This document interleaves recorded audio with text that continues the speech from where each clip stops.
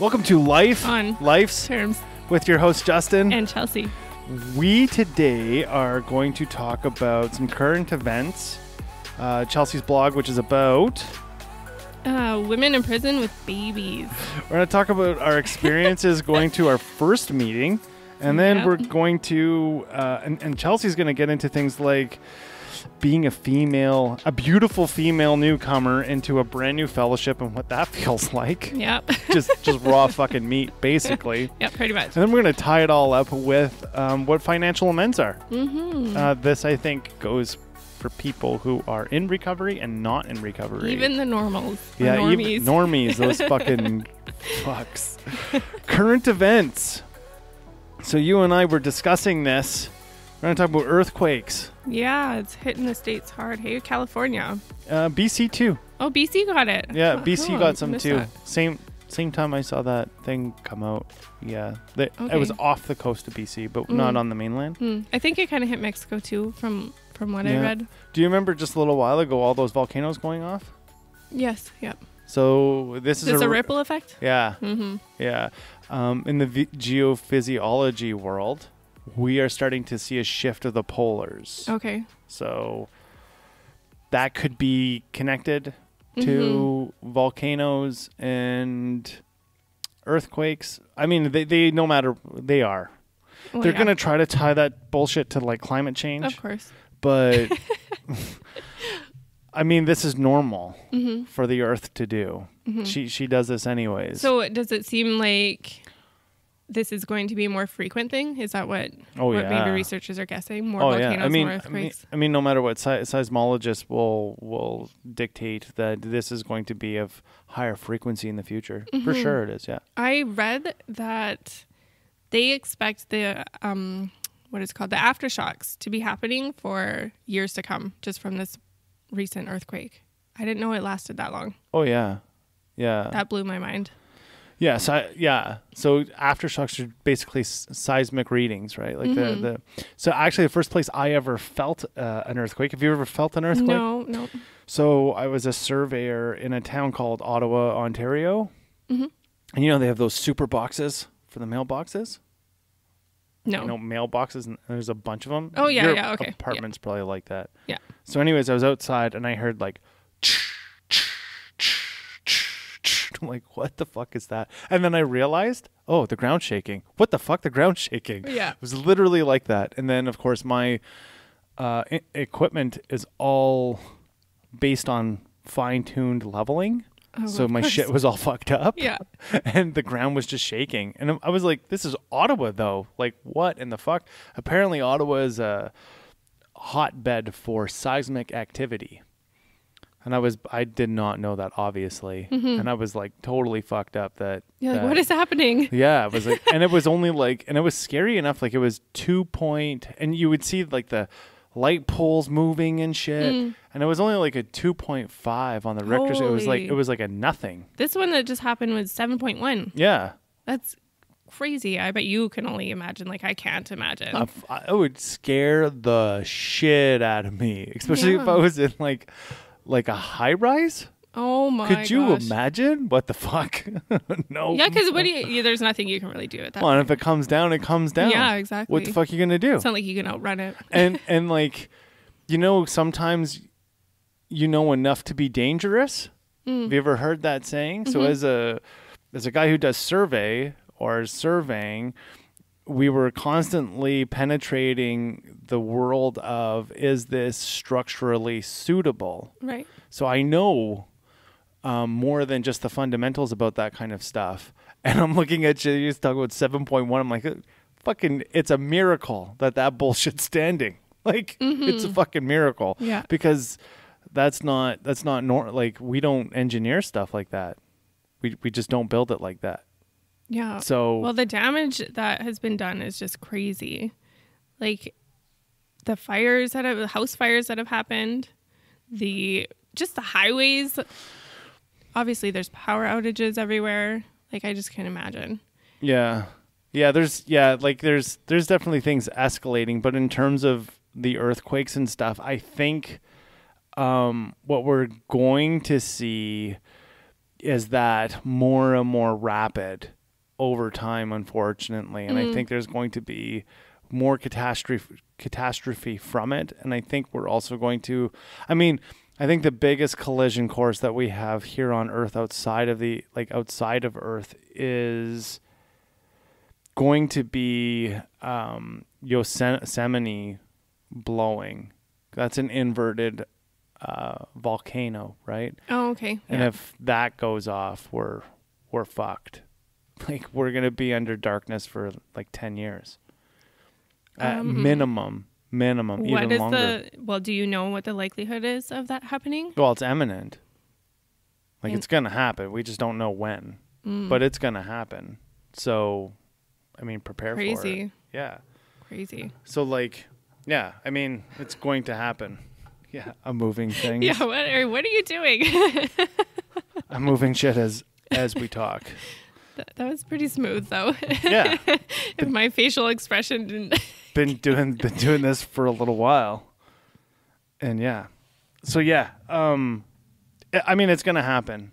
We just have to prepare for it as best we can at this point, I think, and then move on from there. How do you prepare? Preparing for the worst and hoping for the best. Well, you saw my hiking gear and you're like, you must really enjoy hiking. No, I more enjoy the fact that I know I can leave with just a backpack on my back and survive. That's what I really love about that gear. So this is you being proactive. This is me being a bug out fucker. Oh, okay. So that's how I bug out right there. I got a real fast car, like Tracy Chapman said. That's a good song. And my backpack is always packed. It's like ready to rock and roll. That's the goat bag right there. Fucking 60 pounds right there. Ready to Did you learn go. that from a criminal lifestyle? Maybe. Like, I guess, but I never really thought of it. So really, I've been traveling since I was 14 and have not stopped. Oh, okay. Except for like being incarcerated. Yeah. So when I was 14, I went to that boarding school and just continuously traveled since then. Have literally not stopped. And when I was in the boarding school, every week I was flying from Toronto to Timmins to Toronto, and then the school that I went to in the burbs kind of thing. Yeah. But yeah, it never ended. And then when that was done, there's about maybe a year. No, I was gone then too. And then when I came to Alberta, I worked in the oil field. So like 300 days a year I was on the road. And then from that, I was a drug dealer like across Canada. So you moved around a bit. Yeah. And then, yeah. So like just the last little while I kind of calmed down, but I was actually just writing this in my journal. I'm pretty sure I'm a gypsy heart. Oh, yeah. Yeah. Like I have a hard time. Like I'm the guy who looks at a yurt before he looks at a fucking house. Because I know a yurt, I can pack the fuck up, throw in the back of a truck, and I'm gone. I didn't know you could do that with them. Yeah, gone. They're pretty cool. Drone use for hunting. That fucking blew me away. Yeah. So give me what this is all about. Okay, well, I read it right before I actually came to the studio. So was it in your Google feed? Yeah. So I think so. Let's talk about Google feed. The reason why that came out in Google feed is because it's in your algorithm that you like hunting or you look up hunting shit. Are you a Cabela's fan? I've been to Cabela's, yeah. So check this out. My partner, who is a vegetarian, is now wearing a Cabela's sweatshirt. They make nice clothes. It's just like, this is, no, she didn't say this. I said this to her. I said, that's your murdering sweater. How'd she feel about that one? She's like, I'm going to get a patch that says, I'm a vegan underneath it. That's so funny. Hashtag vegan. Yeah, hashtag vegan. So what's this shit about drones killing animals? No, I don't think it's the drones doing the killing. Okay. Yeah.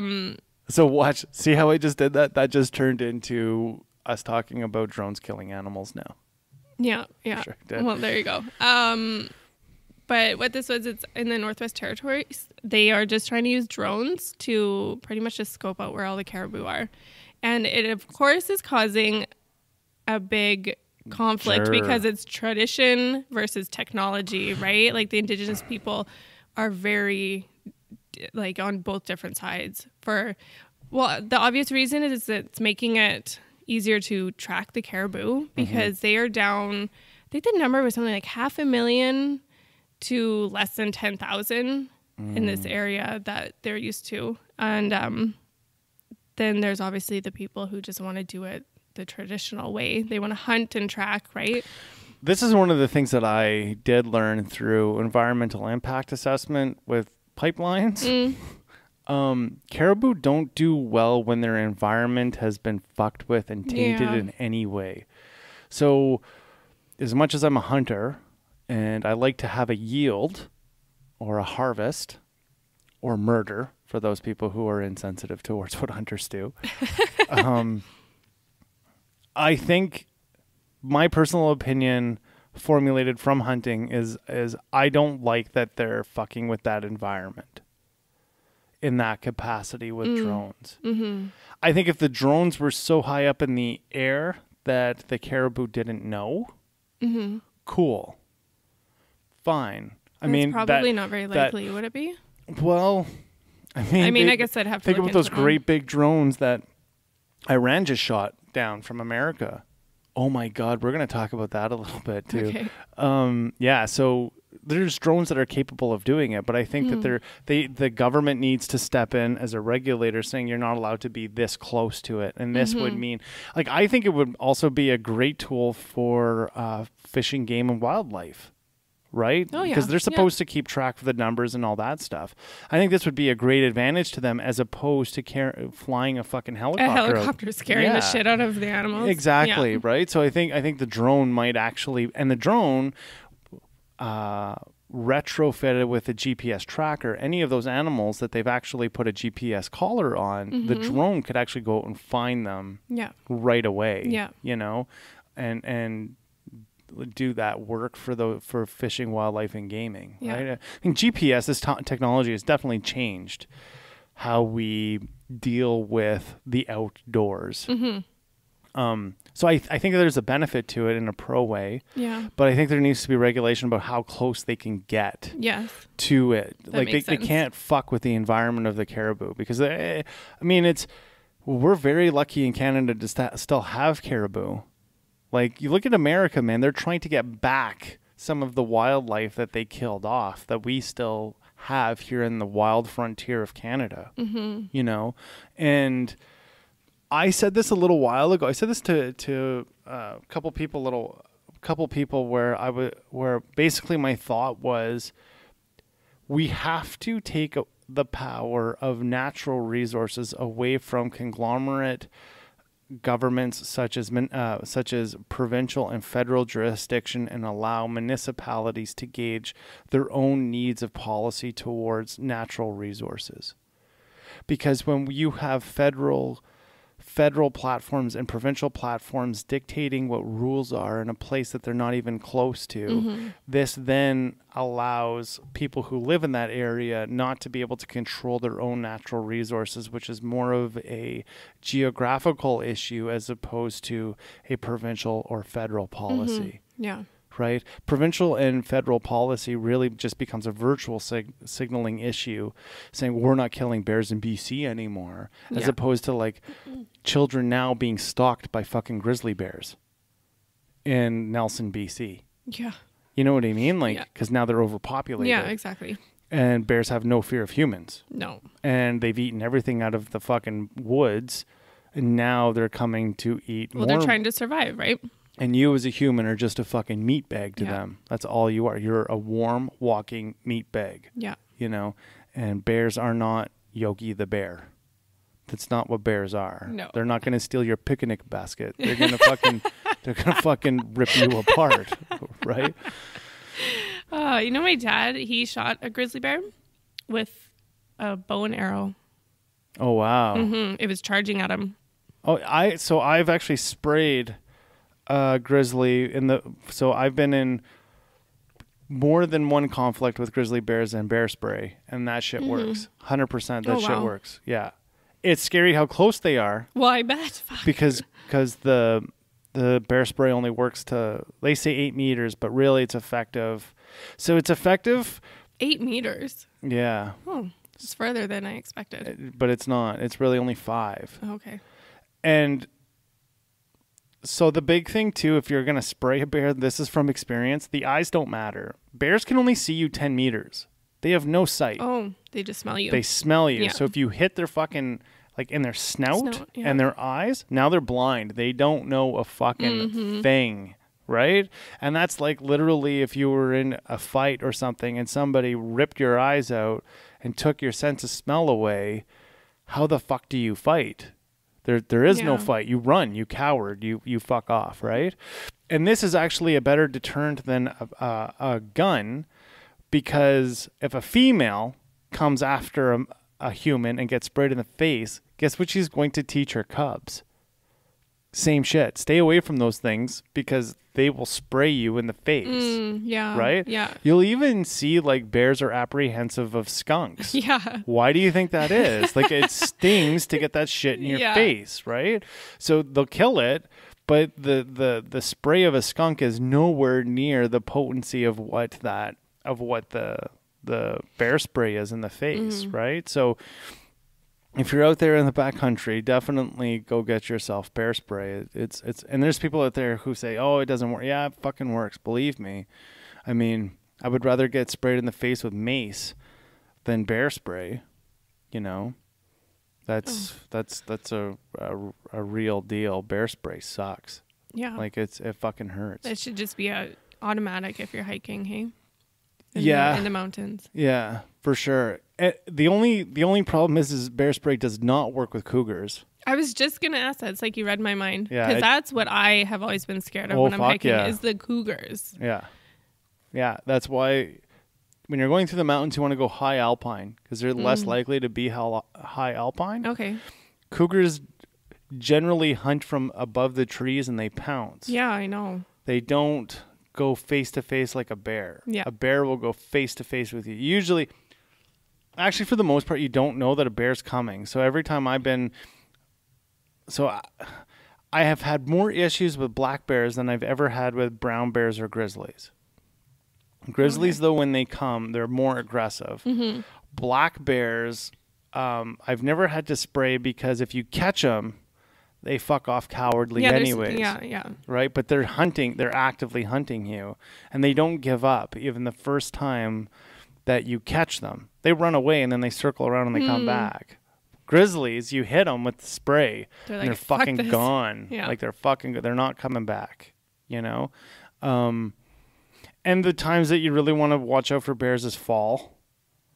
Like that old mangy fucking bear that doesn't look like he looks gaunt and hasn't eaten. That's the one you got to be nervous of. And early in the year, you want to be leery of the subadult, like the bears that just left mom. Oh, because they don't know what the fuck you are, and they're curious about everything. Yeah. So like people will say, "Bring bells."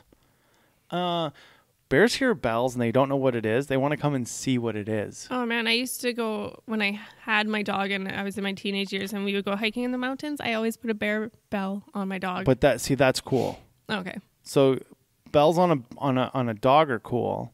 This is the other thing that people don't recognize with dogs. Dogs are great hiking companions, but if they fuck off in the bush and they run into a bear, guess who they're running to after? Yeah. You for protection. And guess what's chasing the fucking dog? The bear. Exactly. That bear's not giving up. And now he just found you for fucking food too. Yeah. Right? So like there's only a couple or a handful of dogs I would actually bring, and that would be maybe a Borbal, because a Borbal would stand and fight. Malamute would stand. Malamute will not come back to you. It's almost a predisposition for them not to come back to you if a bear or a polar bear is after them. Oh, wow. It's fucked up. Like they know what's That's going cool. on just by predisposition. Siberian Huskies are in the same boat. Borbals won't come back because they're prone to fighting lions.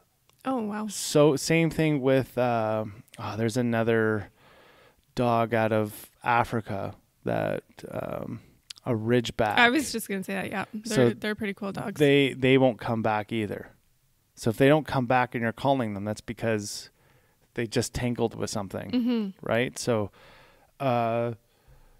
yeah, and with cougars, the only thing you really do is keep your eyes up in the trees. Yeah, yeah. That And same even time then- that I'm talking about, whereas I was on the trails with my dog, I'd gone ahead of my family, and then somebody was coming back down the trail, and they're like, "Be careful! There's a cougar up there. We spotted one." I was like, "Okay, I'm going back down." Yeah. Yeah, because they'll lay low, right? Like what they really like to do is go, because they're golden, so they try to stay close to low laying grass, and then they climb up the tree, Yeah, sneaky. and then they drop, right? And you're fucked. Like, it's a lion. Yeah, It's not like, it's a lion, man. They're like 200 pounds of just fucking meat and muscle. muscle, You know, like, and those claws and teeth. Holy, no, thank you. Like, it would not be. I mean, there's people who've gotten away. You know, like you can fight them. You know, just like you can fight a black bear. You know, you're not fighting a grizzly. No. Like, you can try. There's a handful of people who got away, but it's not likely you're going to get away with that. You know, like and especially being in the backcountry, the likelihood of getting away that injured, Not very high. fuck me, man. It's, 20 kilometers is tough enough in a day. Try Right. 40 Yeah. and you're bleeding. And you're half dead. Yeah. So, the close of our parliament here in Canada just happened. So for those Americans, that means that that fucking idiot Justin Trudeau is no longer sitting in the House, and we're probably going to be faced with an election in the fall. And any other questions though about wildlife? What are your thoughts? Actually, I just totally jumped ahead. I apologize for that. What? What are your thoughts on this whole drone thing? At first I was kind of like, what? That's not hunting. But and then again, that is the life we're in now, right? There's fucking technology for everything. And I think to me, it makes sense if they are having troubles tracking caribou, especially because for a lot of people up there, a lot of Indigenous people, a caribou is a lot of things to them, right? It's not like they need that for their food and for clothing and shelter and that kind of stuff, right? And it's something that they are so used to having. That is their lifestyle, right?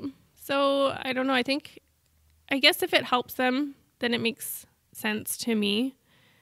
So I would say just do it. But obviously they do have to have regulations. And I know that is they were discussing in this article about trying to figure that out, right? But right now everybody's just butting heads. Yeah, I think as long as they have regulations and how close, like keeping the caribou's environment more as a microcosm than penetrating it with that kind of technology and then like scaring them up. Right? I've learned that from what's called environmental impact assessments. You can't do that to caribou.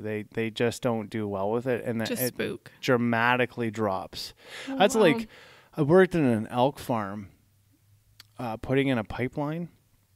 So we went into this elk farm, and so these elk are farmed, and that means they're penned up in this great big fucking animal pen.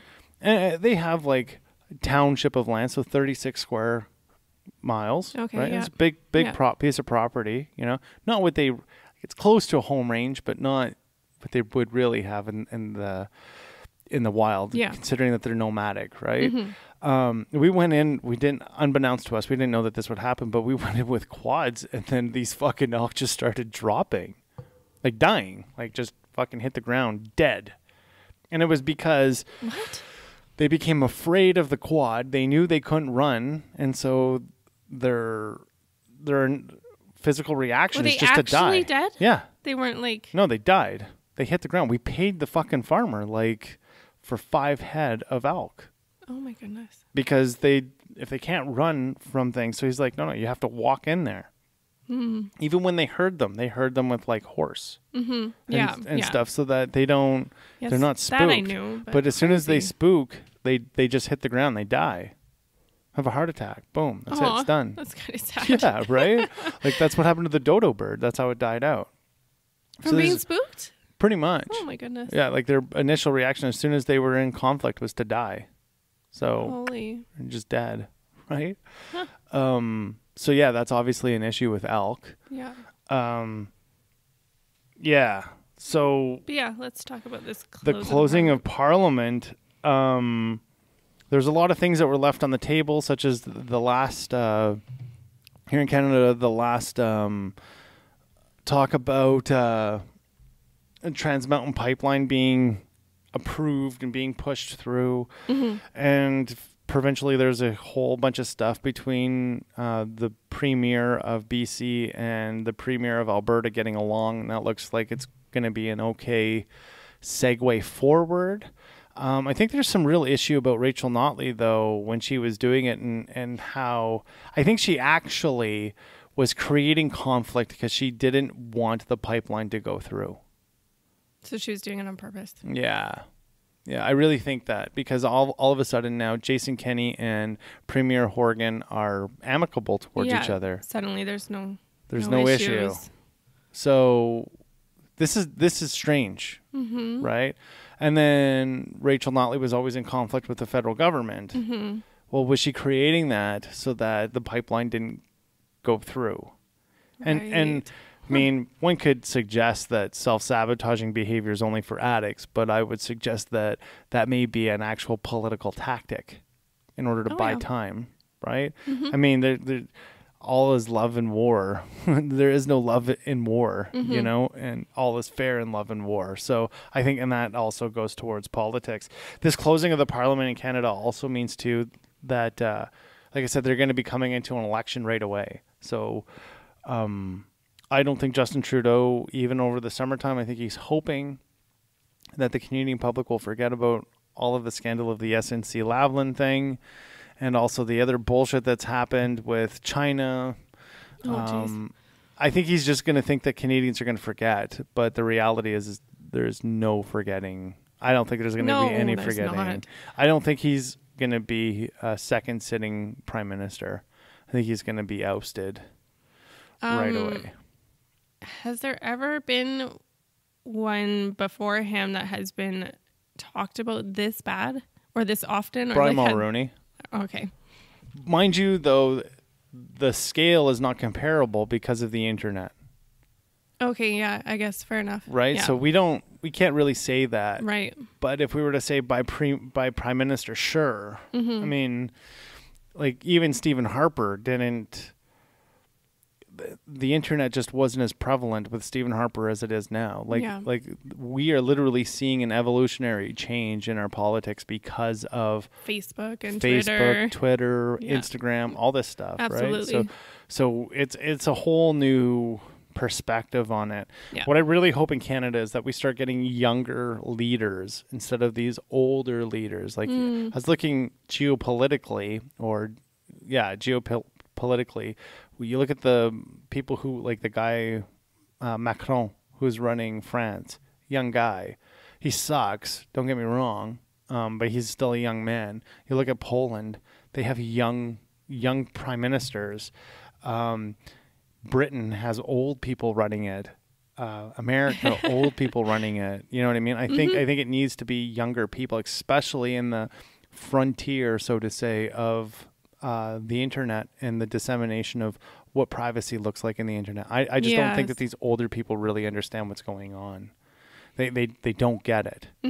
And they don't understand that their system is too slow to rein back how quick the environment of the internet is gaining, and how much our free speech is really being hindered because of the whole internet piece. And this closing of Parliament, I mean, I think we're going to see that, right? I mean, we have members of Parliament here in Canada now that literally just use YouTube to disseminate their information of what happened in the House of Commons as a commentary at the end of every session now. I mean, we never had that before. Yeah. And this creates more of a one-on-one type of relationship between the constituents and that member of Parliament. So Definitely. there's a better accountability to a degree, right? Which is a pro.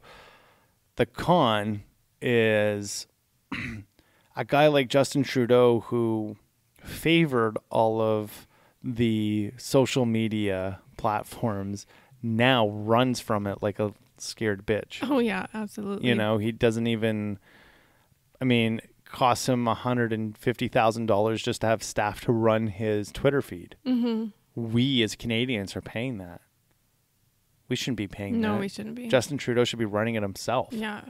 Well, right? he said himself, right? He didn't expect all this backlash, right? Yeah. Yeah. Yeah, he didn't think that there'd be such.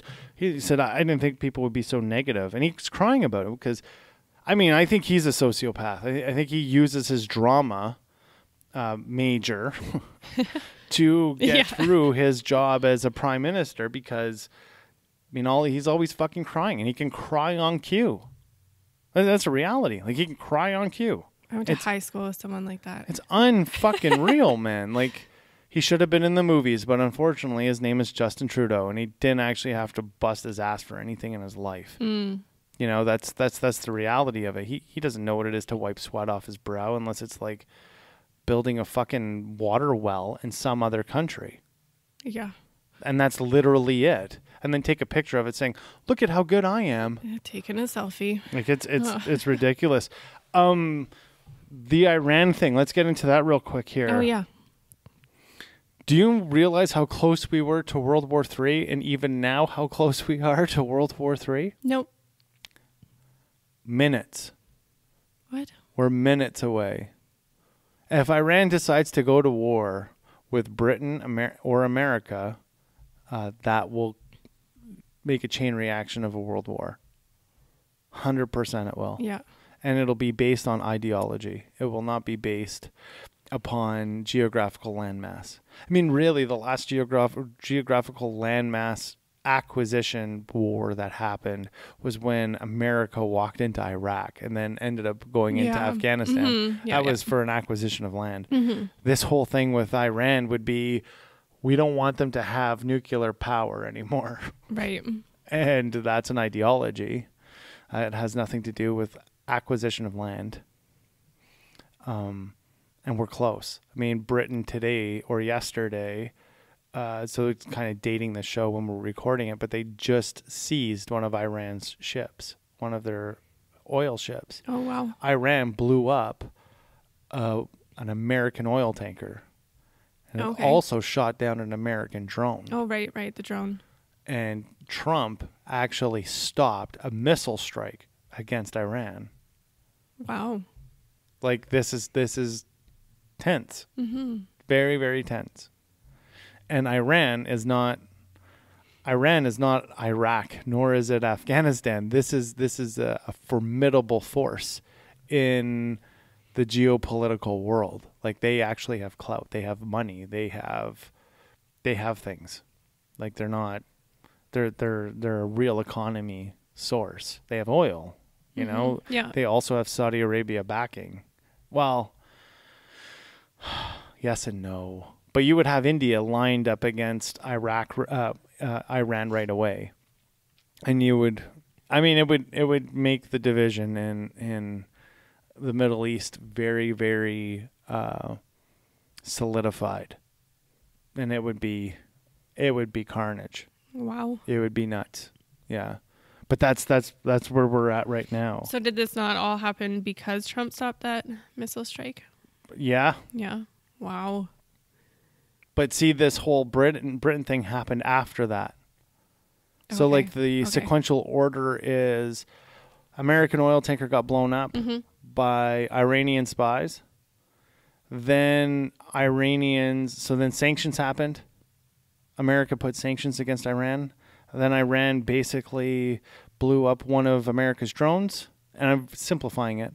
And then from there, the recourse from America was, well, we're going to fucking bomb your ass. Yeah.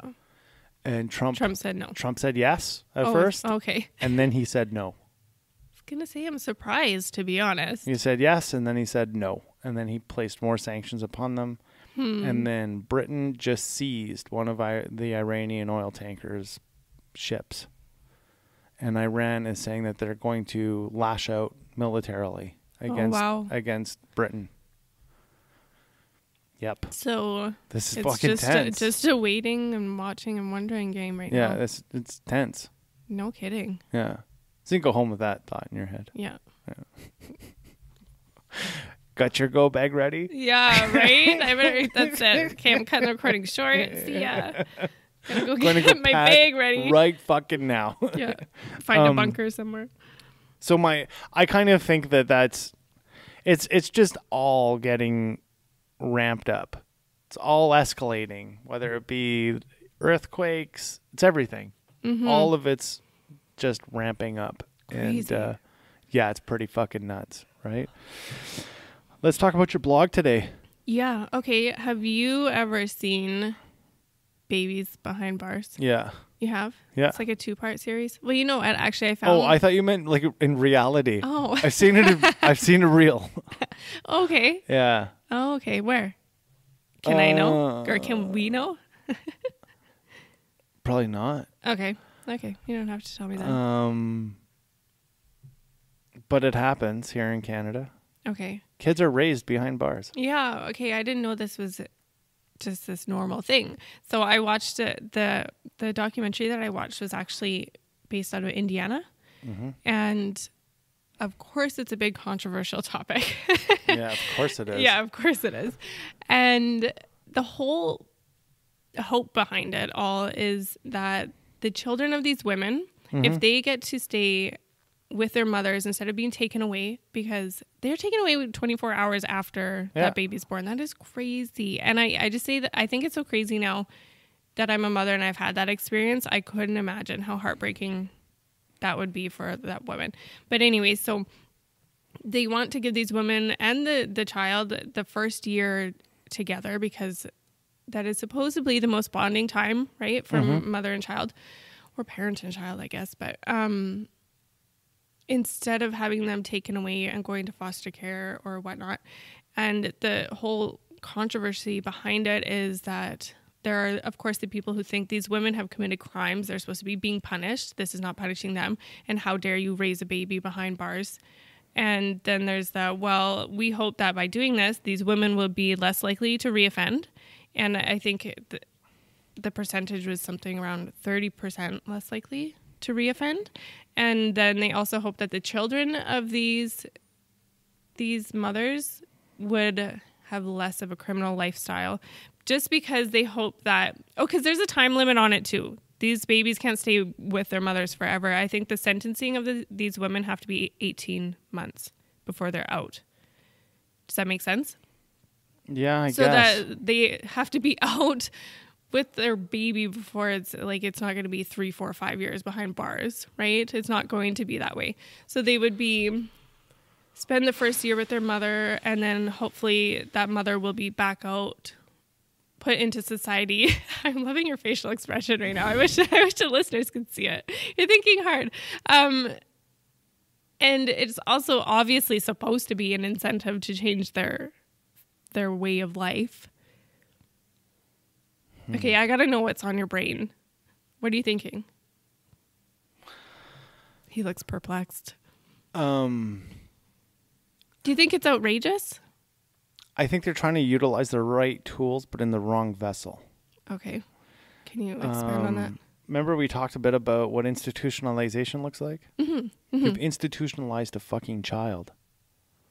Yeah, see, that's huge. But do you think that... For sure it does, because the kid... So how much did your baby know about your schedule? She knew when to eat. She knew when to shit. Yeah. She knew everything in the beginning. Now, let's put a bell behind that.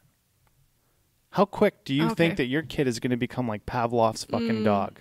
Well, one thing that I'll point out is they are obviously on a completely separate ward. And there's only 10 women at a time. You cannot tell me that those kids aren't hearing those bells go off. You cannot tell me that there's not that kind of structure even within some sort of structure of that they must magnitude within that unit. Mm-hmm. It's not a ward. It's a fucking unit. Mm-hmm. Okay. Mm-hmm. The kids pick up on that. And it's direct institutionalization at a very young age. That is fucked to me. A child should not be in a prison with their mom. They should be on house arrest with their mom. Okay. Okay. I see what you mean. That makes way more that of a vehicle of house arrest is much better with probation walking through every 4 hours of a house than them being in a unit that's an annex unit even. Like, so what I would suggest for you, drive down to Bowden or Drumheller and look at the annex, or even go on Google and look at what annex is. Annex is off. It's out of the prison, but it's still in the prison. Okay. Housing. And these guys live in housing. That might be more suitable, but it's still a prison. You're still hearing things. Yeah, there's still the guards. There's still the locking doors. There's still the beeps. There's still the bells. There's still all that stuff, code going off. All that shit's happening. It's still there. And I think to a child, a baby, an infant, we don't know how the depth of that detriment will be placed upon that kid. Right? That's true. I mean, I know way more criminals who are addicted to the institutionalized structure of corrections than they are to their own drugs of choice. To them, the jail is home. Yeah, that They're makes sense. going home. Yeah. As fucked up as that is literally a parallel to it would be like Stockholm syndrome. It's the same thing for an offender, a repeat offender. They're going home. It's not a scary place. It's comfortable for them. That's right. They know what the bells are going to be. They know what the schedule is going to be. When they're out on the street, they don't get fed every day. Yeah. In jail, they get fucking 3 squares and a hot, 3 hots and a cot, right? Like, it's I think it's a great idea, just the wrong vehicle. See, what I could agree with was the bonding aspect of it, obviously, but I've never been in jail, so I wasn't taking into consideration the bells and alarms and I'm sure. whatnot. But one of the moms on the show did say that because this baby is being born into that scenario, they don't know any different. And I mean, I don't have memories from when I was 1, but when you put it that way, if they are used to that kind of lifestyle and then you leave at, say, 1, and I look at my daughter now who's 1, and I realize at first I was picturing like just a newborn baby that sleeps and shits all the time, and that's all it does. But like my daughter is running around. She mimics everything I do. She even knows a little sign language. She plays constantly. She is trying to speak and say words. Then when I picture her at her age running around a prison, it's a little different for me. Then it's kind of hard for me to imagine. And then you think, okay, so you understand what intuition is, right? Yeah. Okay, so when you were in your mother's arms, being raised, okay, for instance, nature versus nurture, you knew how to suckle right away as soon as you were born. Yeah. But for you to learn things when you were an infant, it was environmental learning. Environmental learning in a prison? Yeah. What? Yeah. That's fucked, man. That's fucked. Well, and the one thing that also caught my attention about it is that the mother and that child are living with literally a community, like the guards, and they have 4 nannies on staff, and then all the other pregnant women or the babies that were just born are just all on this ward. So that's not realistic whatsoever. That's not how it's going to be when you go back to the real world. You're not going to have nannies at your beck and call. You're not going to have other inmates to help you out. You're not going to have guards to take your baby, right? So that aspect of it wasn't very realistic. But then, of course, just like my inner mom gene, when a baby would be born and get to stay with their mom, I would be all like, "Aw." So that's what really got me about it. And then a lot of these women, majority of them, are in there because of drugs, either being on them or selling them or possession or all of the above. And then they talk about how having that chance to redefine their lifestyle because they actually get this bonding period with their daughter or their son is big to them. I would suggest that another appropriate means for behavioral remodification, not punishment, would be a drug court model for them as well. Mm-hmm. Not jail. Mm-hmm. Okay. Drug court's still hard. And in America, drug court is accepted fucking readily. It's way better in America than it is in Canada. And here in Canada, they don't even give you that option. You just lose your kid. Mm-hmm. Like, you get your child, I think, for 72 hours in the infirmary ward and then out. Mm-hmm. So if you either a family member takes your baby or however it is here, right? Yeah. You can get compassionate care from prison here in Canada, but good luck trying to get it. What's that? Where they let you out early. Oh, okay. Yeah, they have what's called compassionate sentencing. Mm-hmm. That doesn't happen though. Okay. Not very likely is it going to happen. So yeah, there are those. See, in America that happens all the time because the prison system doesn't want to have to pay your medical bills. Yeah. Okay. Here in Canada, they don't give a fuck. They're paying them either way. Yeah. Right? They actually, well, that could be done for another show, but they actually pay less here in Canada. They don't give all medical advantages to those who are imprisoned compared to those who are on the street. Mm-hmm. They won't say that, but it's a reality. We could get into that in another episode. Okay. But yeah, in regards to women, I think that there's just better avenues. I would suggest for you to, I'm sure in your social milieu or not far from, go interview people who've been in jail and pregnant. Yeah, I would like to. That's on my list for sure. You don't have to come in on the show or whatever, but just for your blog. Oh yeah. Yeah, like just to get their perspective and talk to them in a conversational way, telephone, whatever, right? Take them out for coffee or whatever. It'd be worth it for you to see how it is here in Canada. Because it's not like that in America. We are not like America in that capacity at all. I mean, I look forward to the blog. I'm looking forward to reading it. I think it'll be really, really good. I was just blown away by it. It was just so hard for me to think that it was a bad idea because I just can't help but picturing. I could have been one of those women. I mean, I could have been caught with drugs at one point or done something, caught doing something ridiculous when I was high. Yeah. And then I guess I just empathize, maybe is the thing. Well, you see how close it is, right? Yeah. I was actually talking to an ex-probation officer last night. Parole officer, sorry. And he said, the biggest thing that he learned working in the jail was how close everybody is to going to prison. Yeah, for real. Like he had people on his caseload where the guy killed his boss by mistake, literally by mistake, got second-degree murder for it, and is doing fucking 12 years. Yeah, it's and crazy. He's 23 years old. Because people don't go to prison for mistakes, right? No. Everybody in there is there for a fucking mistake, And this was literally the guy was drunk in a field and ran over his boss and killed him. Second-degree murder. Right? Like that could have been me. Like how crazy, like that's so fucked up, right? And the reason why I didn't get manslaughter was because they had planned out running over his boss. His boss wanted to get ran over. What? Yeah, they wanted to see what would happen if... Oh, my... Because, it's two drunk guys trying to outdo each other saying, run over my leg, bro.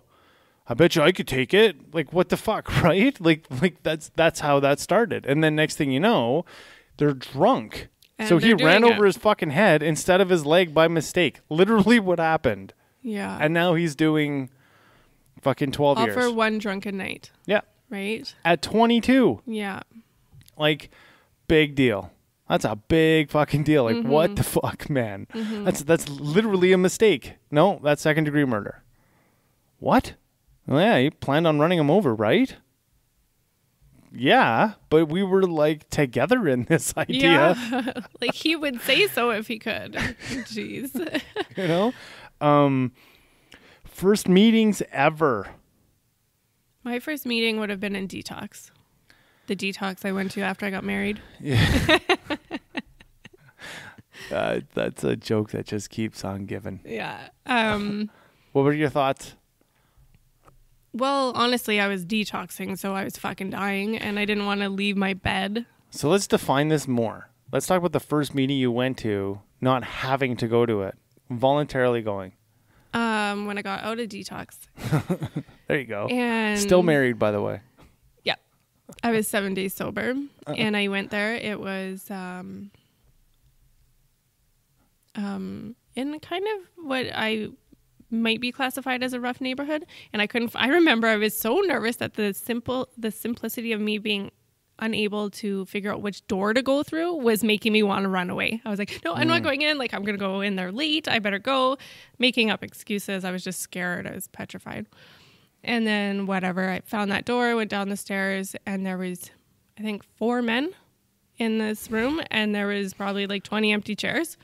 Oh, no. Yeah, and I brought my mom with me. Yeah, and obviously they wanted the newcomer to speak, and I was just like, hi, my name is Chelsey. So nervous. Put my hand up, and my voice was shaking, and I swore I wasn't going to speak, but I did. And I just explained to them I was a week sober, and they were all very excited for me to be there. I bet. Because fresh fucking meat. Oh, yeah, they were all... Well, the one was 12 or 14 years, something like that, double digits, clean, sober. And then another one, he was 7 years. And then the other one was months, but pretty close to a year. So me being a week, they were pretty excited. Fresh meat. Yeah, and they wanted to offer me all sorts of advice. Isn't that the worst? Yeah, like they just couldn't wait to tell me their go-tos and what to do for this problem and that problem. And it was nice though. Like, I mean, I don't know. I didn't go back, I guess. So it could have been that nice. I didn't go back to that one. Fucking pricks could have been better. No, that was just me making excuses, I guess. Well, and to be honest, one of them scared me because the one who had the most sober time, he was discussing how he still gets cravings and how what he does is he you were saying that in the last episode. Will eat a bunch of candy and go have a nap every time he has a craving, and how that's never going to go away. And I was, that was discouraging to me. I bet. Yeah, I was like, well, that fucking sucks. Better get candy. I mean, it's quality rather than quantity. Mm-hmm. Just because somebody has double digits doesn't mean that they have quality recovery. That is something I'm aware of now, but I wasn't. I dated this girl who had supposedly like 9 or 10 years sober. Yeah. And but she never really went to meetings and stuff until she started dating me again. So she did in the beginning, but then not really later on. Yeah. You know, she was gung-ho in early recovery and then like not backslid, but like just put it all on a back burner more and more and more throughout the years. And then when she started dating me, she's like, oh yeah, I guess we should go to meetings. And she's basically trying to play the part to be with me. Yeah. And that was a disastrous end. I bet. Don't date people in fucking recovery, man. Like you're worth way more than that bullshit. People, and it doesn't matter how good you think their recovery is. I mean, consider the source of judgment. It's fucking you. Yeah. I mean, you're not the best judge of most things. That's why you're in the rooms. Yeah. Right? Your best decisions got you where? Detox treatment and then in that room. Yeah, exactly. So best decision you ever made was going to that fucking room. Yeah. Just don't leave with anyone in it. Yeah. Leave alone. Yeah. My first meeting was in a treatment center as well, but voluntarily, like I said, was the first weekend that I left, and I went to my first meeting, and I bawled my fucking eyes out in the meeting. Some like dreary fucking basement. Yeah, it was horrible. They're like, oh, let's hear the fucking newcomer talk. And I'm like, blah, blah, blah. You know, fucking like emotions are just flowing from treatment. Yeah. And yeah, you just start talking and you start crying and you're just a fucking puddle of a mess on the floor, right? And I was hooked though. I went back to Cocaine Anonymous again and again and again and again and again. And that's the fellowship that has seen me through thick and thin for the most part. So that's what I identified was those people. I guess in the end, though, I identified with the big book of Alcoholics Anonymous as a resource of recovery as opposed to Narcotics Anonymous or anything else. And mind you, there are many, like, CMA, Crystal Meth Anonymous, which does exist out there, is actually a blue book format. Cocaine Anonymous is a blue book format. Alcoholics Anonymous is a blue book format. The only one that's on its own is really Narcotics Anonymous. Oh, okay. And they have their own format. What didn't sit well with me with those steps was it took far too long to get air quotes recovered. Oh, okay. And I needed to be recovered. I'm an addict who needs to see progression quickly. And if I don't, fuck you, I'm out. Right. And Alcoholics Anonymous, or the blue book, gave me the ability to do that. So the only thing I didn't like about the 1 or 2 NA meetings I went to is that I was immediately hit on. Yeah, we were talking a bit about being a female as a newcomer in certain fellowships. Yeah, that's an issue. And I don't think that's just an issue in our geographical area. I think that's an issue in many places. I'm not trying to beat up on NA. No. I always heard this thing like, you belong at Cocaine Anonymous when you don't have an attention span longer than 5 seconds. You belong to Alcoholics Anonymous because you keep talking about the past like it happened yesterday and it was really 30 years ago. Mm-hmm. And you need to go to NA because you have at least 4 different STIs and willing to get another one. Yeah. Those are all pretty funny, pretty accurate, pretty funny. I mean, those are the fellowships in a nutshell. Yeah. And we haven't figured one out for Crystal Meth Anonymous yet, but I'm sure there's coming.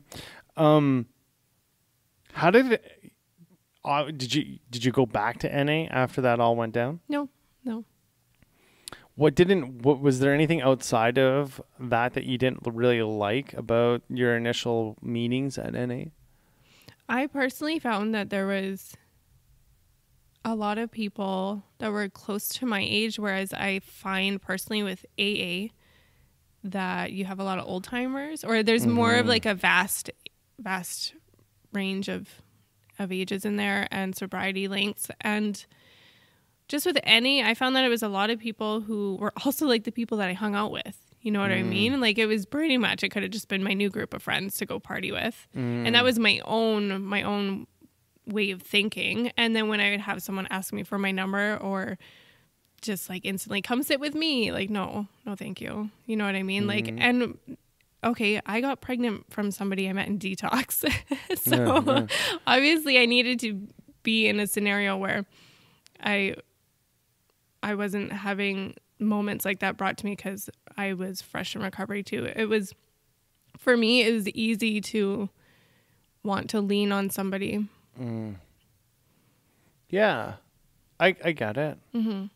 I mean, I also see the point though of younger people being in a room and therefore your social milieu is more accommodated. That's why I like Cocaine Anonymous. Is there's more younger people with an older mix, but there's more of a focus of younger people in that room. And I think even when it comes to like the name of fellowships, it's not specific with the drug of choice. Like for instance, in Cocaine Anonymous, it's all mind-altering substances. Yes, it's not just cocaine. It could be heroin, methamphetamine. I mean, I'm a heroin addict. That's what I really like.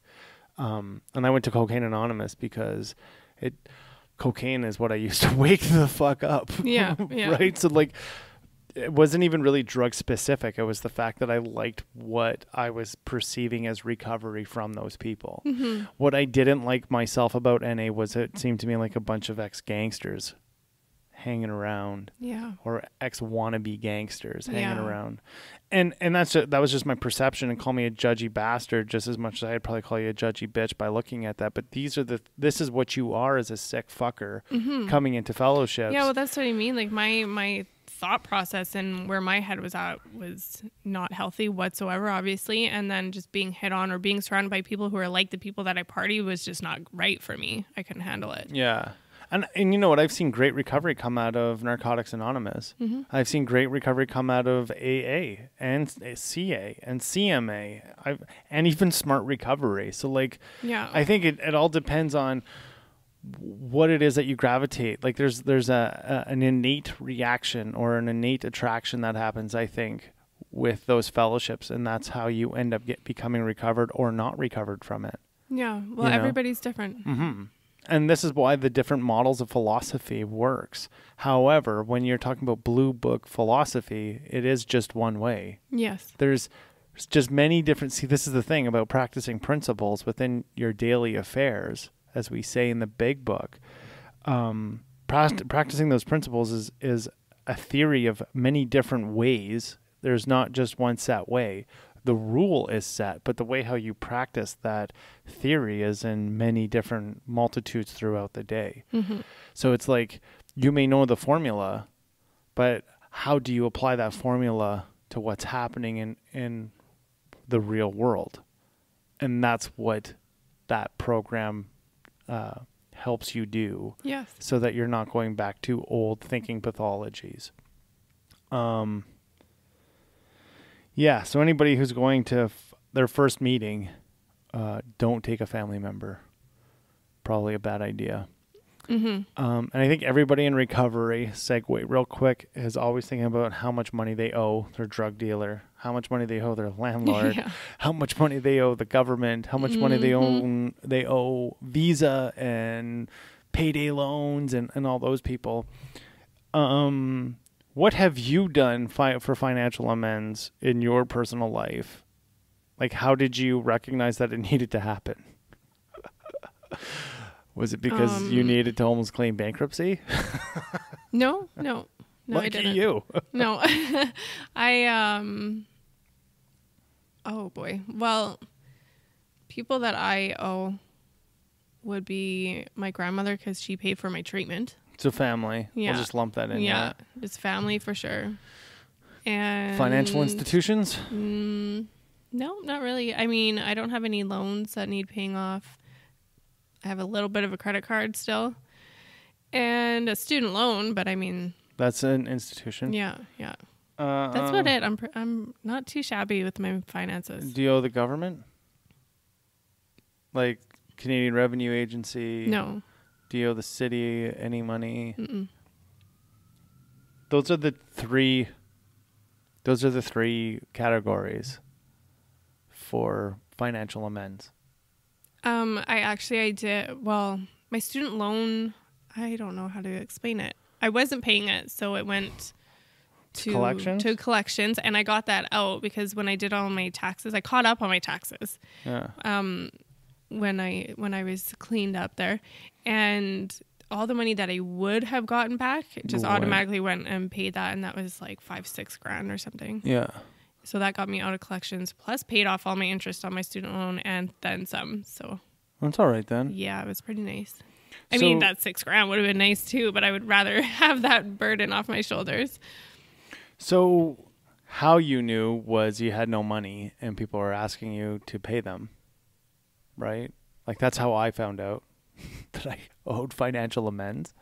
Also, how I found out I owed financial amends was what was said to me that I said earlier in the, before we started recording was, this is not your money. Mm-hmm. This is their money. They've already paid it and it is owed to them. Just because you created money, you earned it. Mm-hmm. They're the ones who've been fronting your bills. Mm-hmm. Okay, you owe them money. And it's not your money. It is their money. You're working for them right now. As much as you work for your company, you're actually working for them. They get paid.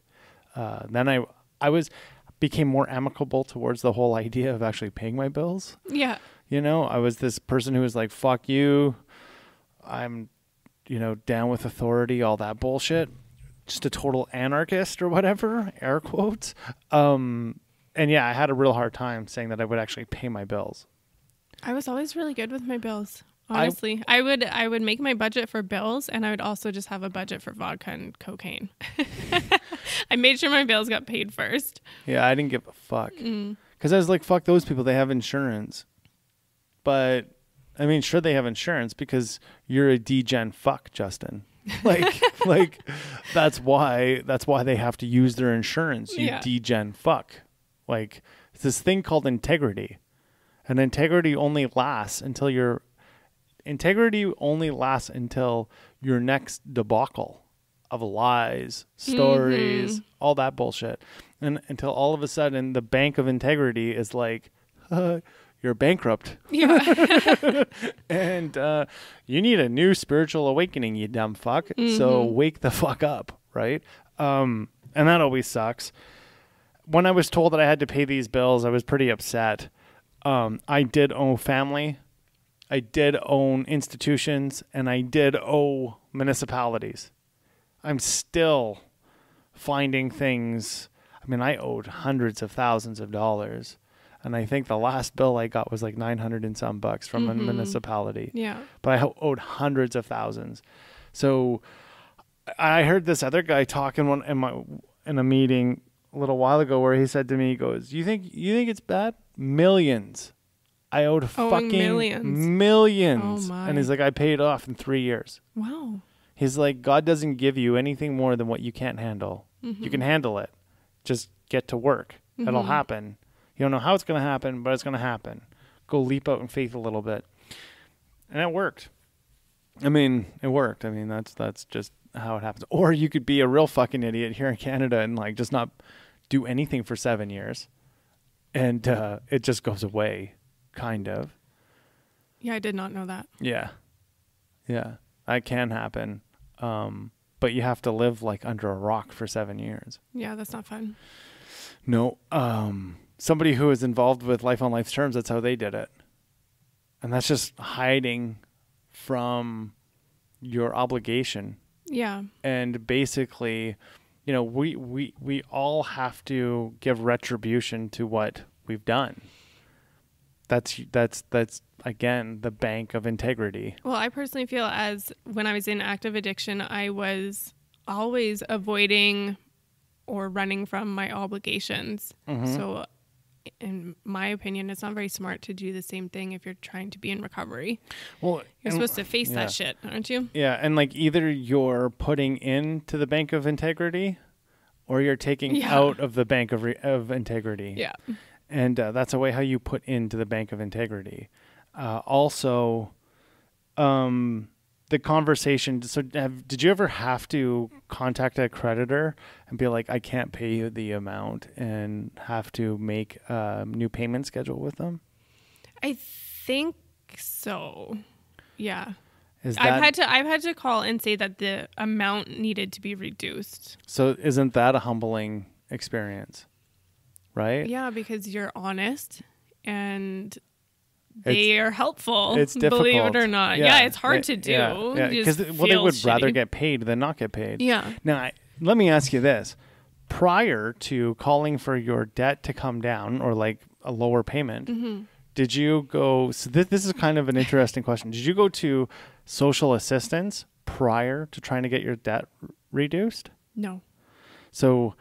what I found is people who do that, because you have to leave your integrity at the fucking door and your dignity at the door when you talk to social assistants here in Canada, no matter what province you're in or where you are. When you go to talk to a debt collector, you really feel like your fucking teeth are kicked in. Yeah. You know what I mean? Like you just feel like, oh, this is going to suck. They're going to like guilt trip me. They're going to point. Yeah. And they actually don't. Yeah. They're not even like that at all. They're Picture more worst like case scenario and it's not. Yeah. And they're like, well, we're not on the repo list, so you're probably pretty good. You know, we'll figure something out. Yeah. You know, let's figure out a longer term or whatever the fuck it is. Right. So yeah, those people who have to make that phone call to those creditors, it's not going to be that bad. No. I'm pretty sure mine was, okay, I can't pay that amount. And they said, okay, what can you pay? Yeah. Okay, what date? Same date or a different date? Yeah. Okay, there we go. Like it was very simple and easy. Yeah, let's move things around if we have to. Yeah, it's great. It really is great when you see that is an option and they're not like knee kicking crippling. Yeah. You know? Because that fucking sucks. You get off the phone and you're like, whew. Yeah, it's a sigh of relief for sure, right? Planning for the future after you pay those debts off. Could you see yourself falling into a place where you become a shopaholic if you do not rectify your addictive behaviors in the onset of like right now? No. You're lucky. No, only because money has been something I have been really, really good with for as long as I can remember, since I was like 11. So Yeah, I could definitely fall in that. That's why I'm so strict and stringent with my money. You know, and being a drug dealer and like somebody visibly working with organized crime, I do not keep cash on me. I don't like it. See, I know some people who prefer cash only, and I don't. So the reason why I use my debit card is for everything is because when I had cash, it just makes me want to triple and double my money. Oh, okay. Oh, okay. That's how gangsters do it, right? You always have a roll on you, and you're as good as the roll in your pocket. Well, I'd walk around with 10 grand in my pocket, no problem. Like no problem. And now with my debit card, I don't have the need for that kind of money. Right. Right. So like money to me, cash wise, is bad news. It's just bad news for me. I don't do well with it. And if I do take money out, it's like $40 or $70.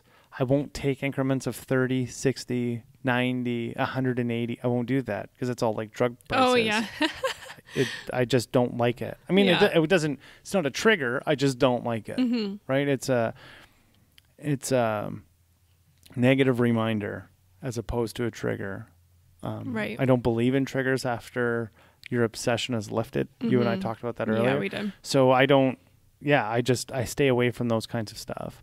And yeah, I stay away from cash. I use my debit card because I've earned the other reason too why I didn't use debit before and cash all the time was because I wanted my money in my pocket before my bill collectors and debt collectors took the money out of my account.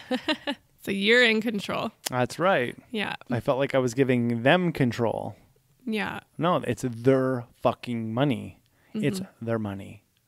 You know? And that's changed 180 degrees for me now. Like I'm totally not even in that mental capacity anymore. I have empathy for those people who don't pay their bills and like run away with their creditors' money because they're like, but it's the only $50 I have. Yeah, I know. Yeah, that sucks. Get a fucking advance. You know what I mean? Like, go get a job running Skip the Dishes. Your full-time job isn't enough? Go get a part-time job. Yeah. Part-time job isn't enough? Go get a renter in your house. Yeah. That's not enough? Do whatever, like, there's 24 hours in a day to work and you only need 7 to sleep. Guess what? You only worked your full-time job 8 hours. That's the truth. Right? Yeah. There's a whole another 8 hours that you can fucking fill up with another job, or 4 hours with another job. This is what we've all done in active recovery in order to pay our debts back. Yeah. You work It's like totally a true. fucking bastard. You know, like you work your fucking ass off.